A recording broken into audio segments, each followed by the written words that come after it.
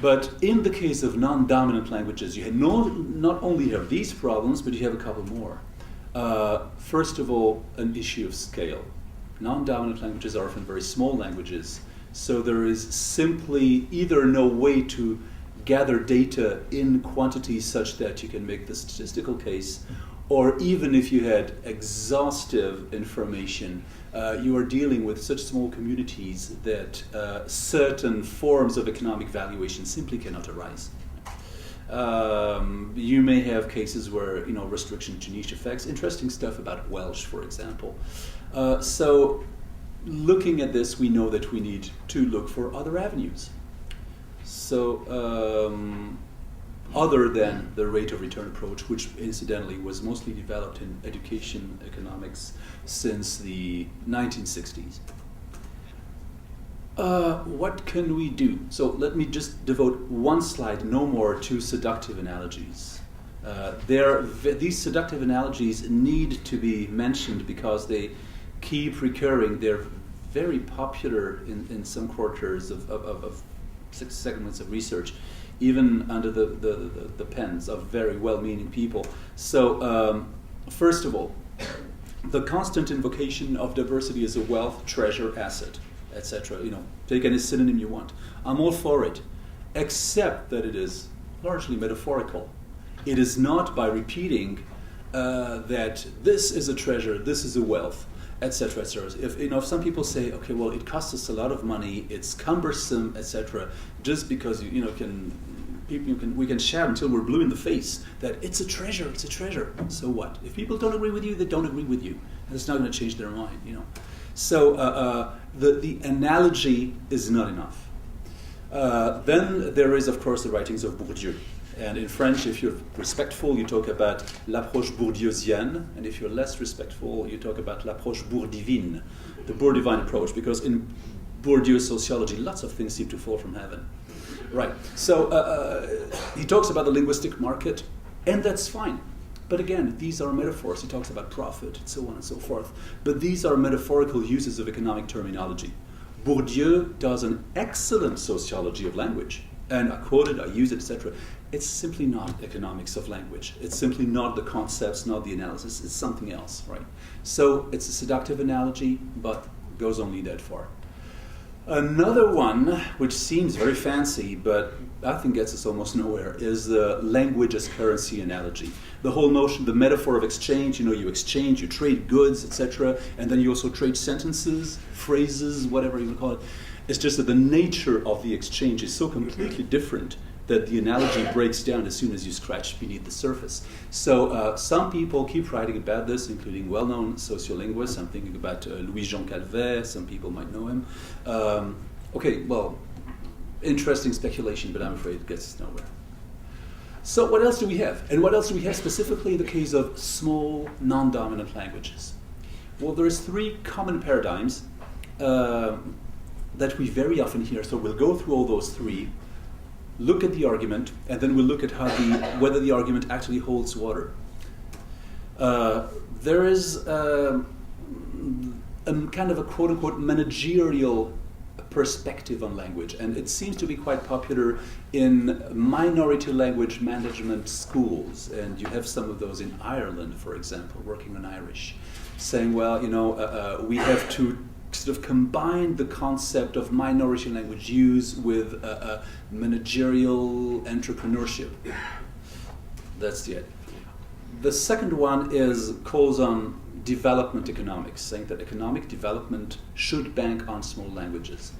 I think a more interesting idea, but not as helpful as we might think. Then there is the multiplier approach, and we'll talk more about these, and we're going to take them one by one now. In order to do this, one set of definitions is necessary, and namely a distinction between the economy and economics. It's two different things again. The economy is a range of human activities, as you can tally up, for example, in GDP, gross domestic product. So you have activities related to production, consumption, and exchange of goods and services. Together, you sum it up, it gives you your GDP. Right? So that's quote unquote the economy. Economics is a discourse about reality. And it's a discourse about the economy as just defined, but it's also a discourse about broader things than this. The scope is broader because the core, the driving engine of economics as a way of looking at the world is to look at choices. There is a famous definition by Sir Lionel Robbins, 1932, that defines economic in a very broad sense as something centered on human choices confronted with scarcity. This broad definition allows new fields of investigation to emerge, hence economics of culture, of the environment, of education, of language, of religion, etc., etc. And it really broadens the scope of economics to a great extent, which is why I think it's important to point out that economics is not meant to replace what other disciplines have to say, but to complement what they have to say in a slightly different and sometimes, hopefully, original manner. The important thing, the important offshoot of what I've just said, is that if you look at human behavior as a set of choices, which is at the core of the economic approach, you are in no way restricting what those choices are about. These choices are not only about financial or material matters. These choices are also about all kinds of things that have to do with your personal life, with symbolic values, with relationships, etc., etc. Right? This is precisely why we can also have, for example, an economic approach on religious practice, or an economic approach on family relations. And again, it's not meant to replace anthropological or sociological perspectives, but to complement them in a different way. And that will be important when we get to non-market value. Let me take a clue. Time's flying. All right, I'll have to be fast, I'm sorry. Let's briefly look at this notion that we can use a managerial approach to make the case that small languages, non-dominant languages, are economically valuable. The idea is that culture is a repository of forms of knowledge, and therefore individual languages are stores of value. And it comes in three different versions. The first one is that each language is unique. This idea that, when the last speaker of language X dies, a library burns, etc. Right? We get these.